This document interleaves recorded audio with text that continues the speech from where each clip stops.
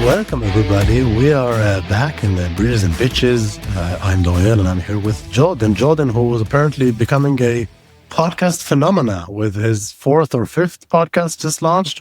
Jordan, tell us about that. Who even keeps count anymore? Tell us about There's it. no point in... Tell us about that.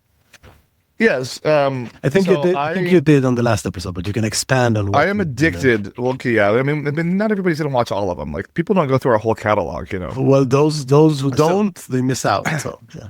So I am addicted to creating new concepts, which I understand now why TV people there's a bunch of shit for every one of those like gold mine shows, because it's fun just to like try a new concept just to see if anybody even cares. Mm-hmm. So, because my neighbors can't get their shit together to do the Boys on the Block show, which I think would probably be the biggest actual hit on the planet, I decided to do a show with local businesses.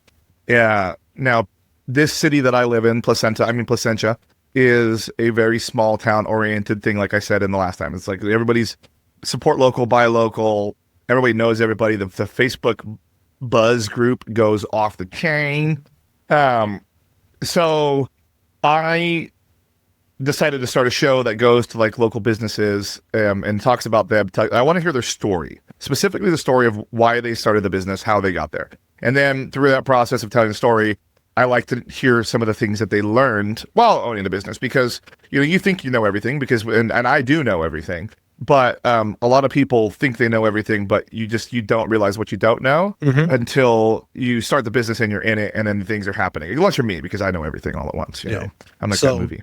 When you're creating a piece of content, the common belief is that you need to have a niche. Like who are the target audience of P-Town Pulse, the podcast? Who is America? What was that? That's a show, right? That's Sacha Baron Cohen, right? Well, yeah. Who is, by the way, Jewish? Yes. Is he? I don't think he's ever mentioned that. I've never mentioned it. You can't even tell by his name. Him and Larry David together have never, ever mentioned being Jewish in any way, shape, or form. That is true. Is Jerry Seinfeld the most famous Jew, by the way? I would reckon Jesus Christ is, but, you know, that's debatable, I guess. You guys don't think too fondly of that particular person, though. Some people don't like Seinfeld. Yes. You know, we should talk about my my Israel story sometime. And, you know, we can do it this episode after I talk about that.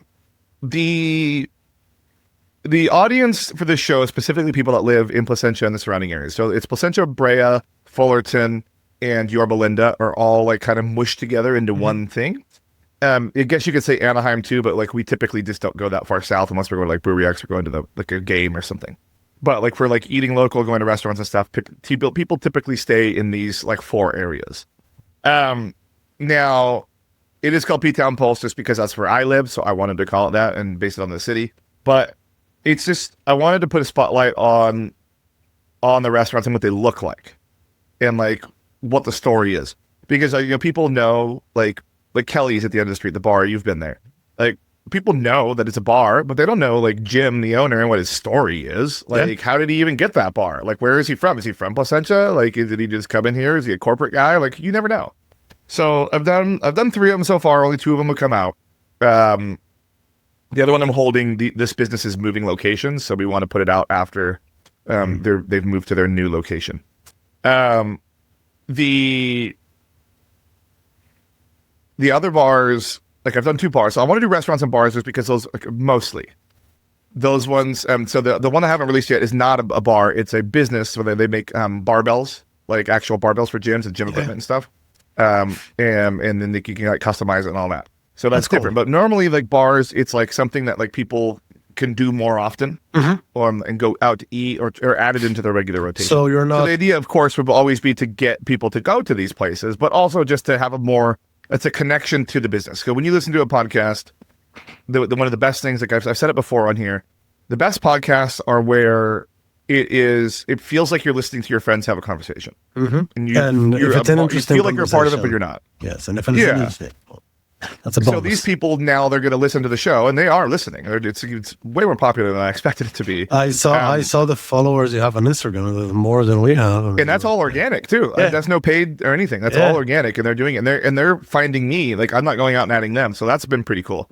But a lot more than Bridges and Peaches, unfortunately. I don't know what the hell we did wrong here. I thought we did everything right. Maybe too many Jewish jokes. He can name a few things, but who cares? So the idea is these people will hear these stories and feel like they're connected to the establishment in some way, shape, or form. So they'll want to go there because they feel like they've peeled back the layer and had a behind the scenes in some way. So that's the idea. And it's fun. I wanted to do one a month because I don't want to overcommit myself to the other 38 shows that I have going on. But you ended up recording 15 already and you have 12 more coming. Yeah, well, that's, the cool thing about podcasts, especially if you make the content evergreen, is you can kind of like hold them and put them out. So like I could record all 12 right now and then put them out. But the first one I did was with two famous people in the area. Frank Stefano, who owns a deli called Stefano's. They do like golden baked hams. So holiday, seasonal, but they do sandwiches and things like that during their deli during the day. And then Mustache Mike, who does Italian ice. Now, Mustache Mike is a nationwide brand of like food trucks and like carts, like ice cream carts and things like that. So I had the man himself here, and it was a joint episode because they're friends with each other. So they're like, I'll do it if he does it. I'll do it if he does it. So we had a good time there, and that was the first one. And it was like me trying to the idea was me trying to flex my muscles to see if doing what I do on my main shows can translate to a completely different type of thing. And the answer is yes. Of course. So I filmed them in the house, which some people have watched. Our average or our consistent listeners will have seen episodes of this filmed in my house. That's where I did the first one and the third one. But I wanted to try a new thing, as I got a brand new road kit, brand new lights, all this cool stuff.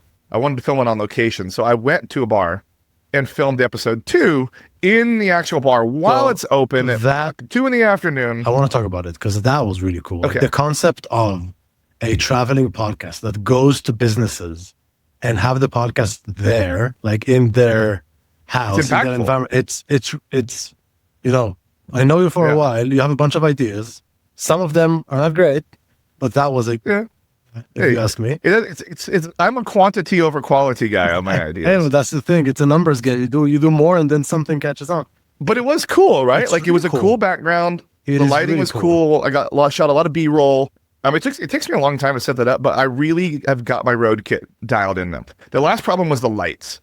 So I'd have a road kit for a while. I have a regular Pelican carry-on case that has like my 3 cameras, and I carry 3 microphones because you always need a backup. Mm-hmm. But the problem is the lights and the tripods. Like, those are long and awkward. So I got a new Pelican case, a big one, a Czech one, and lights historically have been these big giant things because they get hot. But this company called Amaran just put out these 2 new lights called Rays, and you don't want to have like ring lights. Okay. It is not, but let me tell you, there's a couple of things about this. So they're really thin. I wish I had one sitting here, but they're really thin. They're like this big around, okay, like they're a square, a big square thing, and they're about this thick. And then you can still put a big umbrella on there. Yeah, and it has 120. It's a 120 watt light bulb, LED, and it's full RGB, so I can change the color if I need. But that's like a game changer. So now, where I used to have like these, like I had to bring 2 sets of clip-on mics, so I'd have 4 mics total. And I used the DJI ones. I pulled those out of my bag, and I could slip both of those lights in my same carry-on road case, and still have. And I could put one of those things back in there. So it's like when I shot the video of my main show at the Money 2020, I didn't have my lights, and it shows. The quality is dog shit. I didn't have my lights when we filmed our version in San Antonio. It was better lighting in that room, but it still shows. The room was better, yeah, but the one I shot on location of the P-Town Pulse at the Tony's Original Deli, the bar one, it looks like I'm in a studio, and nobody knows it, but there's still the music glaring. Yeah, I think you told me.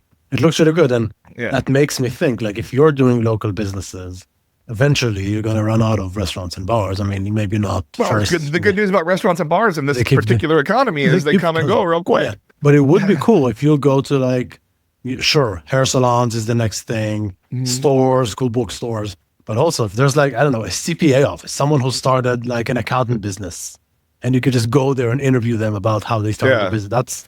That can be really interesting. And then it goes beyond just people in placenta or Yeah, placentia. and like the thing is like they let me put it on the Buzz page to source guests, and like I'm just very specific that I'm not charging for this. Yeah. I have the gear. I want to make the content. If I can YouTube monetize it, that's fine. For you, it's practice. You know? It's fantastic. Yes. Yeah, and it's me flexing the muscle, you know, to see to see if I could keep it going, keeps me sharp. Plus, I really get to try out my gear in new places, and new environments. So when I go to record the main show, I'm always ready to make it be the best that it could ever possibly be at the end of the day. So I am doing more on location. I'm doing as many as I can on location, but some people just don't have the facilities. Or I think a CPA's office might be kind of boring unless I could get them like at their computer and stuff. And I just came up with whatever idea, but you can yeah, and any business. I mean, there's so many businesses. I like my CPA. Yeah, Epstein file cleaner. That's at the FBI office though. All sorts of things we could do. Yeah, it's like the possibilities are actually endless. Yeah, you can go and interview Gavin Newsom if you want and see what he thinks. Yeah, so that's one thing though. To your point, I know. Yeah, you can tell me all about how to get the most out of my hair. It's got a lot of hair, and you love him or hate him, hair looks good. The hair looks fantastic. Yes, that is to see a man at that age with so much hair. Like what's happening? I know GLP-1s are making my hair go away. But that's one of the reasons why I have I'm letting. Yeah, it's called Pizza on Pulse, but I'm letting businesses from the other areas come in. That gives me, so in those 4 cities, there's probably 250,000 people. So there's plenty of businesses, especially if I'm doing one a month. Even if I did one twice a month, sure, it's an endless supply of businesses.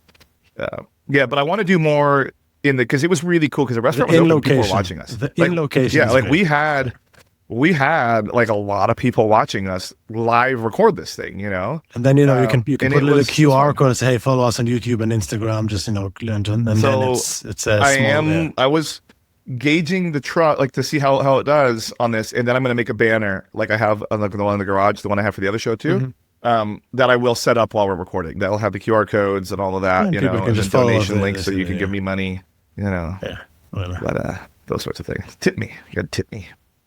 But I think I was trying to decide, just a tip. Just a tip. I've never been able to do that. I never got that just right. But there's more. But I do want to do there's got to be monetization eventually. So there's a couple of paths you could do. Is you could charge for ads to be on the show, at the end or at the beginning, Or if you have enough viewers, you can just get monetization from Instagram or YouTube. Yeah, but I mean, it takes a lot. It's you have to have 1,000 subscribers, and then you have to have 4,000 watch hours a year to get cash monetization from YouTube. But I could do a Patreon for a couple bucks a month. Yeah. Or a couple bucks per episode. And there's that too. So things to think about. And if anybody has any opinions about how to monetize a show without causing disruption to the business or taking money from these businesses, let me know in the comments below. Yeah. I am thinking a lot about monetization of social media. I'm sure I know my wife started her styling business, and she is investing a lot in doing cool stuff on social media, and it bears fruits in the sense that followers, is getting views. She's just got approved for like a shop my link, that? Yeah. So you could link out, which is super helpful because they have to tell people to go to your profile. It'd be a lot easier if I could just link it in whatever the thing you're watching. Yeah. And also what's cool is that to be an influencer and to get brand deals and to agree with them and get your own coupon code or whatever, that's a big haul until you actually get somewhere. What ShopMy allows you to do is just they have the agreements with all of the providers, and you just put the link, and if anyone just bought through, so she puts whatever her fit is, she links out, and then right? if someone likes it, they can buy, and then she gets piece of it. I mean, look, before you have millions of watches and followers, then it's not a substantial amount of money. It's really pocket change at this point, but it's pretty cool to see that the two things you need with monetizing this new media era is consistency and persistency. So, for example, we're consistent. Are we persistent? I wouldn't say so. I don't think we're trying to do anything different. We're not improving by any means. At the end of the day, this is just like a call we would normally have. Exactly. Whether we were recording it or not. We just happen to be recording it, and then you ham it up a little bit for the camera. Exactly. And it helps us keep in touch, which is great. And, I think I told you before we started recording, my mom listens to it, shout out mom, she loves it, it's great. So I'm glad that we can bring her some joy exactly, in this time. Exactly, her, you know? yeah, exactly. That's hopefully she appreciates my Jewish jokes. I believe so. Yeah, she said something about us getting better. I think she said the previous episode was the most interesting one, which good. I thought we phoned that one in pretty hard. Not gonna lie. Yeah, that's good. I think that's good. Maybe we should just phone them all in. I mean, that's what we're doing. But that's exactly what I'm saying. So looking like my wife's work, she's analyzing what worked, what didn't work, how to make it better, how to do this, like branching out. And the thing is, starting to think about monetization early on is important. But at the end of the day, once you have the following, you can then go and do things. Because now paid ads would pay you for like 50 followers, whatever, But if you can say I have 5,000 local viewers on a monthly basis, then that's something that any business would, potentially invest on marketing budget. There's another piece of it. So like I recorded the first episode, I went back to the Buzz, which had 25,000 people on it, to publish the content, to show them, here it is, here's what you guys helped me source. And they denied it. They won't let me post it. They said they're not advertising my YouTube channel, which sucks because I feel like they're taking it away from the community. But there's a couple of people that moderate that. And for the most part, they do a great job. They keep the politics stuff out. But every once in a while they put people on blast, which I think needs to be done. But I think that this was the wrong call, personally. I do. I think that the people wanted to see it, and I wasn't trying to make money and grow. I wasn't trying to make a business of my own and reality from it. You're doing like something fun the to monetization. Celebrate.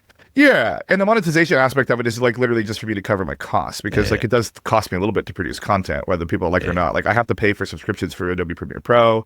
Like the cameras and the gear I already had, and like I use Spotify to push RSS feed to Apple, and YouTube is free, but like I still look at my power bill to run these lights and these things like this. Like there is a cost to creating the content and your time. I mean, that's a lot of and like it takes me like 8 hours to edit the 3-cam multicam episode. However, on the second one, the Cal State Fullerton, the college over here, one of their media people just happened to be in there, like that runs like the film class, and is wanting to use my stuff to help their kids learn how to edit.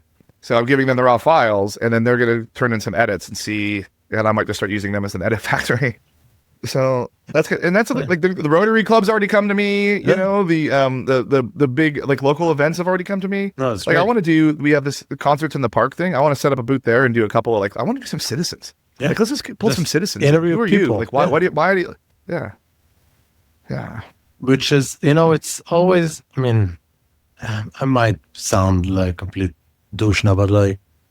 Every person has an interesting story, and I think if you're good at asking them, I mean, most people do. I can make people's boring lives sound interesting. I've done that many times. Yeah. Check this out. Look what I have here. Is that appropriate for the camera? It's a raccoon. Oh, I thought it was something else. Oh, whew. Almost had to blur that out over there. It doesn't usually look like that unless I don't know. Hey, it's cold there, man. Maybe you got frostbite. It is so cold and it doesn't go away. And I'm like, this is the. I just want to move to California. I just saw today on Instagram someone says, it's finally cooled down a little bit. 68 right now. Oh, thing. We had at my day job, we had our executives on sites, so we were all there learning about what we're doing for the year and how our year last year was. So all the directors and above, and it was so hot, like when we were having lunch, that we all ate real fast and ran away and went back to the air conditioned office. And it was pretty brutal. Like I was wearing my little vest, because that's what you do to church up a t-shirt. So I was wearing my vest and I had to take it off, man. It was too hot. I was wearing sunglasses inside the meeting room while we were doing it because like the sun was coming off the wall. It's too much summer in my February. So yesterday morning was hot enough for me to not take my gloves with me when I went to walk the dog. God, that'd be so annoying. Yeah.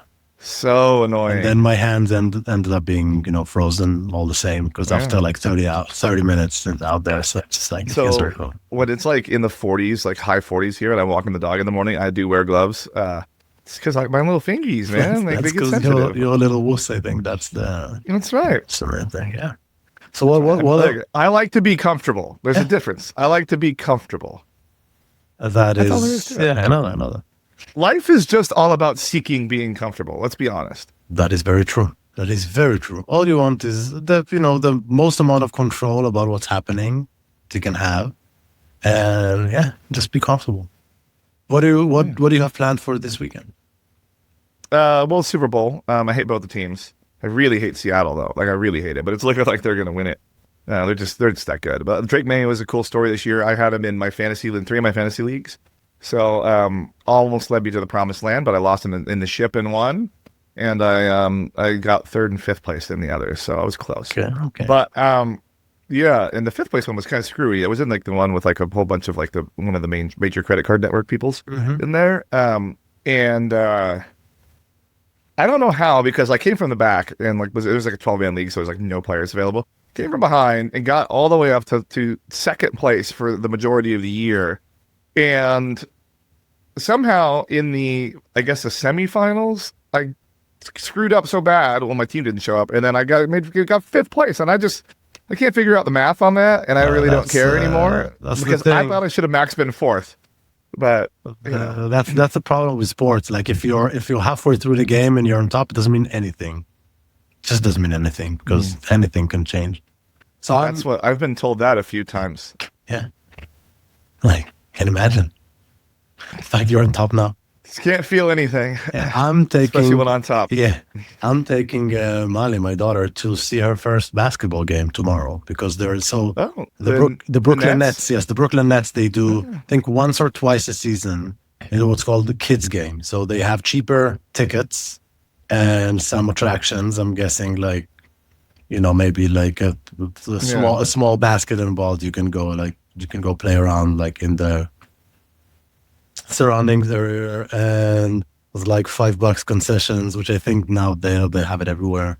So I don't think she lasts the whole game. I don't think, but we're going like a bunch of dads and their kids, so maybe she'll play around with some people there. Yeah, maybe she'll have fun. You guys got to let the kids like roam around and do their thing, go down on the court and stuff. Exactly. And then, so I don't know exactly what to expect, but some daddy-daughter time, so it'll be fun. So here's one thing to remember. So I thought about this, and this is another sage moment for me. So right now, like you and I go to so many sports games, it doesn't really matter to us. Like we barely even like care that much, except for like your LeBron game when we saw Bronny airball it out and the whole stadium go ooh. Yeah. But if you think back to when you were a kid, and I don't know if it's the same in Israel, but like when I would go to a basketball game, it was like a big event. And I remember them all. And I remember every little thing that happened at those, which I definitely don't remember that now. Like it's just who knows what happened, yeah.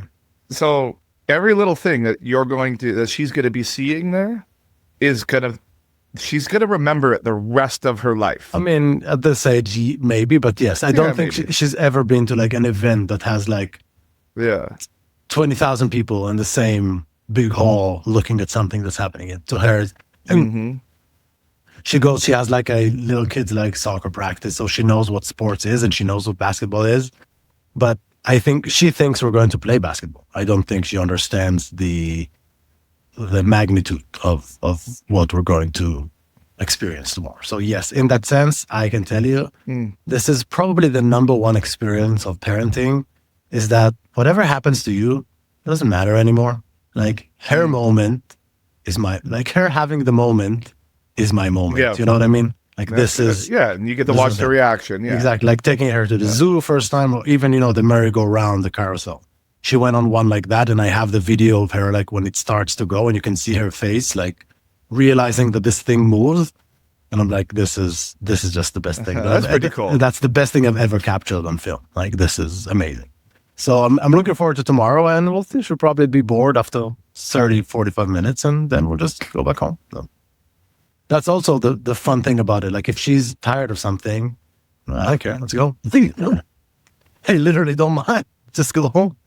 Another thing too, as I'm thinking back, is like old summer road trips and like seeing like little ridiculous things on the freeway. And now I just drive by them, and those things really would stick out back then. Coincidentally, I like to commend you on this fantastic segue. Coincidentally, Jordan, this is amazing. Yes, I'm getting better. I'm getting better at this. This is yes. It's like on those. So should I roll the music? Let's roll the music.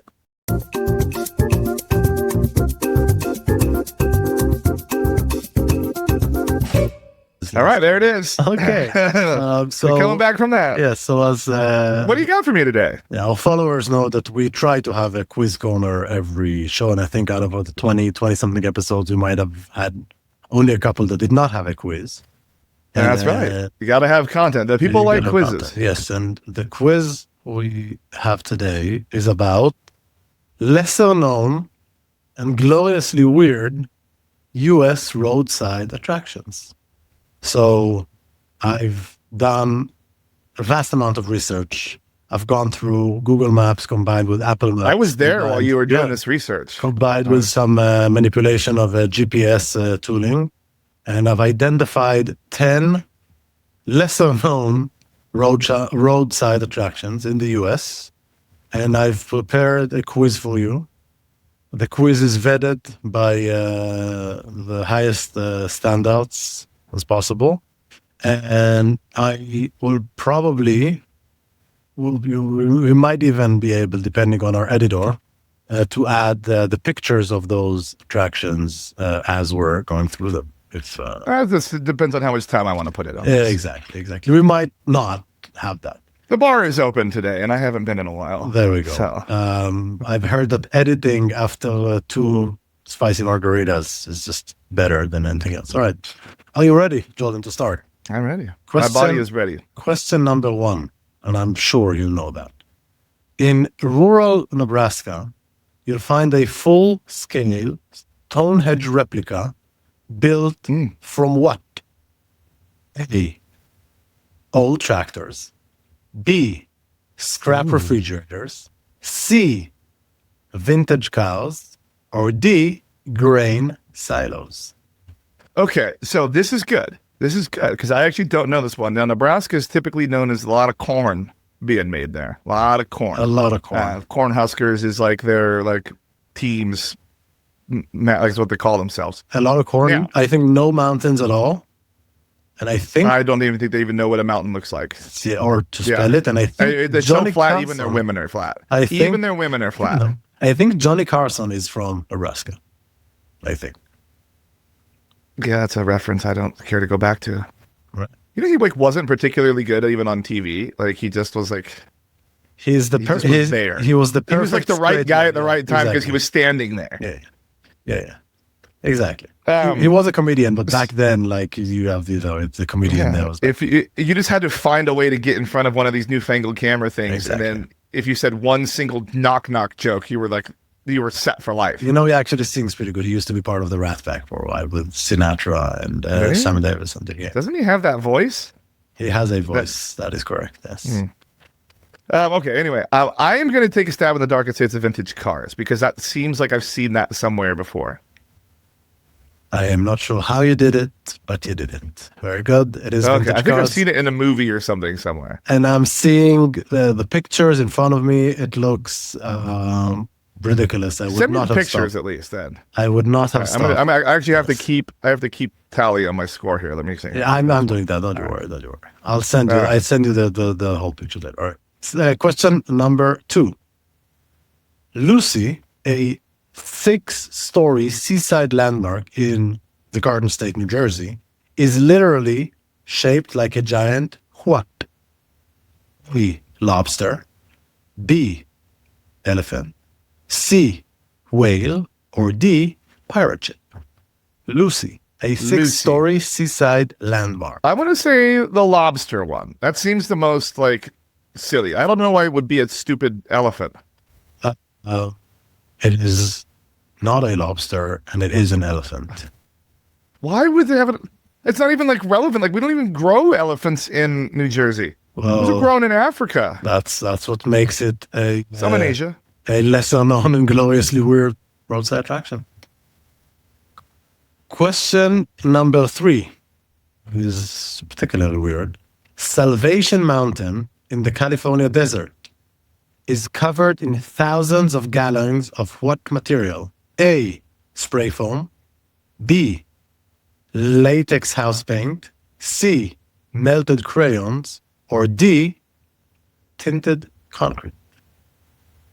It's the latex paint one. I do know that. It is. Very good. And I'm seeing pictures. That and one I do know. Ridiculous as well. 2 out of 3. Not so bad. It's very environmentally friendly of us to cover a mountain in latex Oh, paint. very, very. I would imagine, based on the pictures I'm seeing, It looks like all graffiti too, right? Yeah. Seems like it was made in an era where no one gave a damn about the environment. Yeah, it was like that 60s, 70s or last free week. love shit. Yeah. 4, at the Thing in Arizona, visitors pay to see what exactly? A preserved alien body. B, a haunted mine. C, a mysterious oddity exhibit that never fully explains itself. Or D, the world's oldest cactus. Okay. Cool. So really into ancient aliens right now. So I want it so bad to be an alien. Really into that, even though like you can Google anything on there and it's all just immediately debunked, like easily, but it's still fun to believe. I'm going to say it is never explains itself. It's the oddity that never explains itself, because that would make the most sense. You are too good at those stupid quizzes. Well, America, we're very literal. We're very literal in our things, you know, like it's got to be easily understandable from pretty much the name. Yes, I can get that, especially in Arizona, you can say. Yeah, and not a lot of mathematicians coming out of the zona. Definitely a lot of meth though. Questions. Yeah. Question. It's a lot better in a dry climate. Question 5.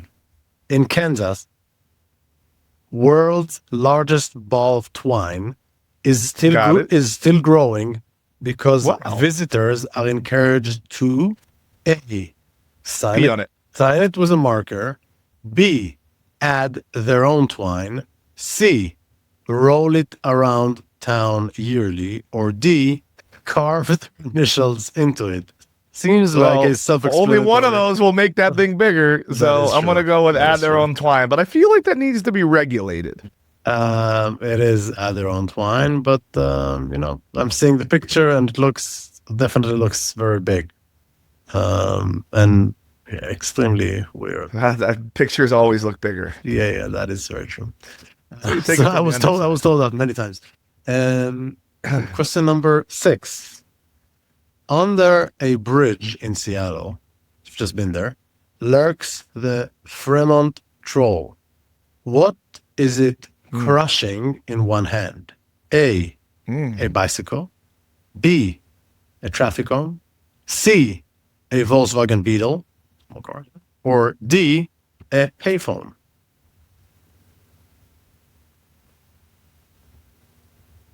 Ooh, that's a good one. Because I don't know. It is. I doubt Seattle would allow it to crush a bicycle, though. That's like a law up there. Yeah, well, you're issued a bicycle when you change your driver's license over. I am going to say it is the Volkswagen Beetle, which seems too big. I'm going to go with that. Is that your final answer? That is, yeah. Okay, you are correct, sir. I'm very impressed. 5 out of 6 so far. And you're probably you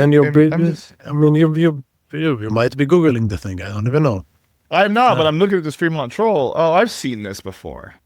It's without seeing it. There it is. Yeah. It's over in the corner. Yeah. All right.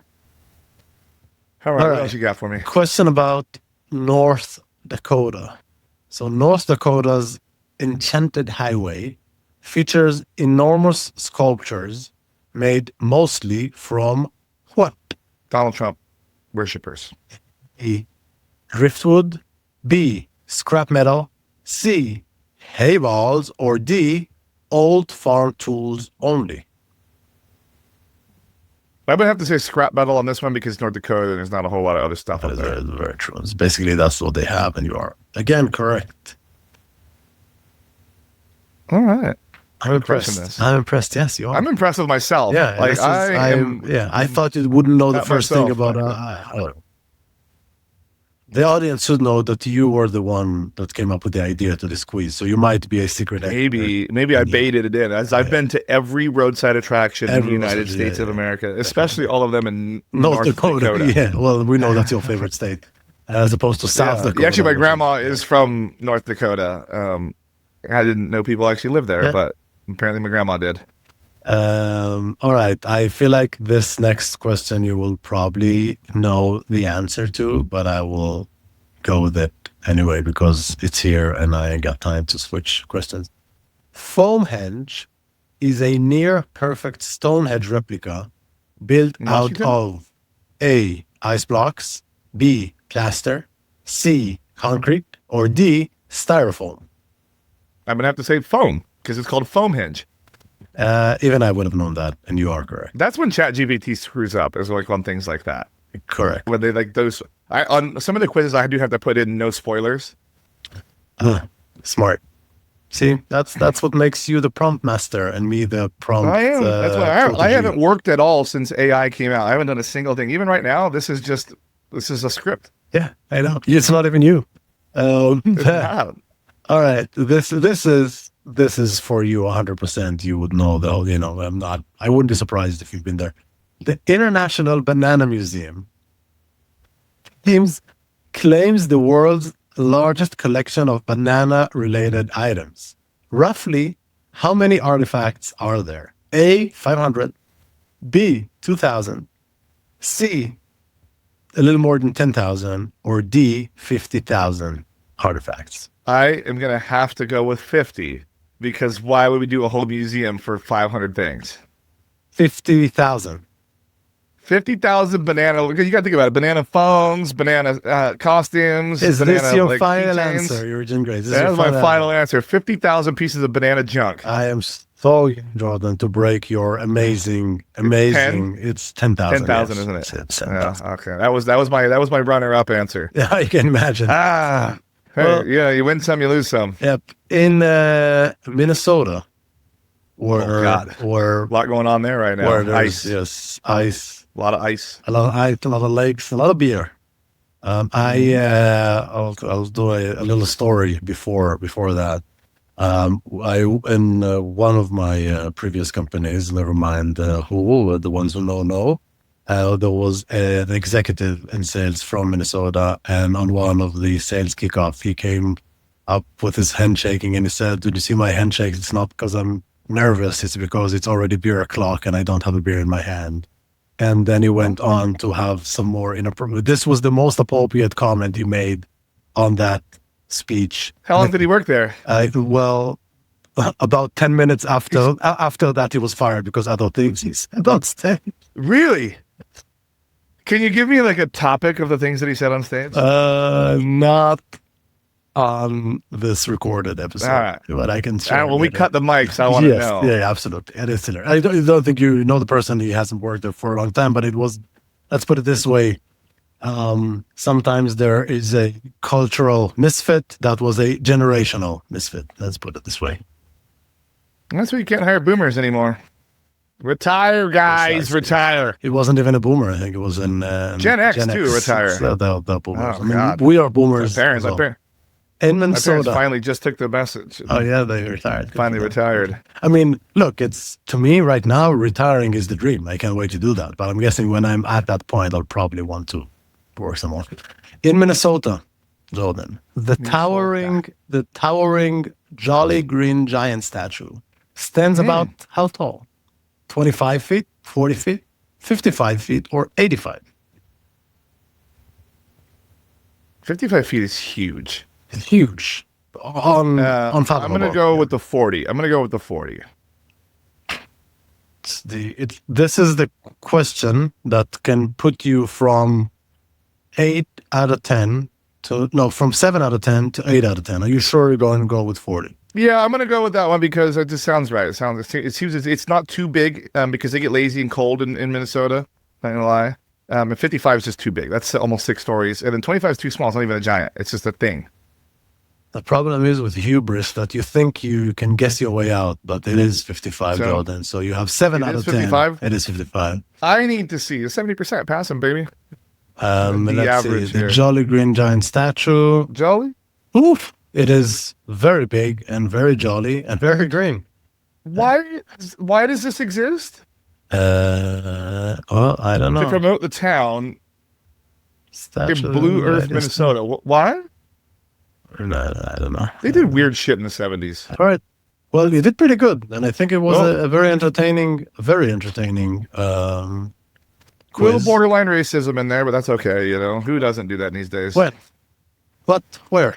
I'm just joking. I'm just joking. In case anybody just for paying attention now. Yeah, of course. Well, we can always redact pieces of this episode. I'll just add in some edited, some AI video. Yeah. Maybe a former president or something. But now the biggest thing here is that people are editing, like AI editing a bunch of. So Mamdani's Mr. New Oh yeah, that's right. So his mom is like she's a film creator, like director, and she was apparently in the scene around like the 90s and late 90s. And now there's a lot of like AI pictures of like she's hanging out with Epstein, and you see like Mamdani as a kid. Yeah, him too, right? Yeah, and he's like, he got all upset. He's like, the guy's like 35. He's like, it's sad to know these things that people are doing are not true. But you know what is unfortunately where the sources of news are coming from for some folks. They only get that because they love that echo chamber. Yeah, of course. They think everything that they see is true, especially when it's tweeted out by someone that they only respect and love. So yes, it's what it is. It'll be wild, but I think it'll all shake out in 5 to 10 years when the world's gonna end. Yeah. Well, that too. But when people can't read, it'll. Like their ignorance is only going to, it'll eventually hit critical mass. It might not. I just hope that the word. You can only be ignorant of the facts and reality of the situation until you literally can't be anymore. Yeah. Like they say, like ignorance is bliss, like for like medical things. So you're like, I got the sniffles. I've had the sniffles for 3 weeks. Ignorance is bliss. I don't need to go to the doctor. Then you find out you have stage 4 cancer. You can only be ignorant of it until you fucking die. Yeah, and it's there. But also, so one of the things I've heard recently, and maybe we can end on that, maybe positive, or I don't know if it's positive note, but I've seen someone tells that the story of their parents in the 70s, right before the Iranian Revolution. They went to visit Iran, and they were sort of 76, 77, like right on the verge of the revolution. They were standing on the Caspian Sea, looking to the other side to, I think now is maybe Azerbaijan, but back then it was all like USSR, right? The communist, the big Russia, whatever you call it. And they were telling to each other, I wonder if anytime soon we will get to visit there at all. Like, is that the place that people can actually go to? And that is so funny, specifically in the context of no one can go to Iran now. But like Russia, well, now Russia is already again kind of blocked, but things change all the time. Well, like things that are an absolute truth in one point can change vastly in 10 years. And maybe America is going to be, I don't know, not America anymore in the sense of like the biggest. Russia. Russia. Who knows? You never know. We could just be nothing but optimistic, right? Yeah, well, that's, we don't have a choice at this point. Comrade. Yes. Pizza. I'll handle it either. Yeah. All right, then. Well, we'll see everybody in a week. Yeah.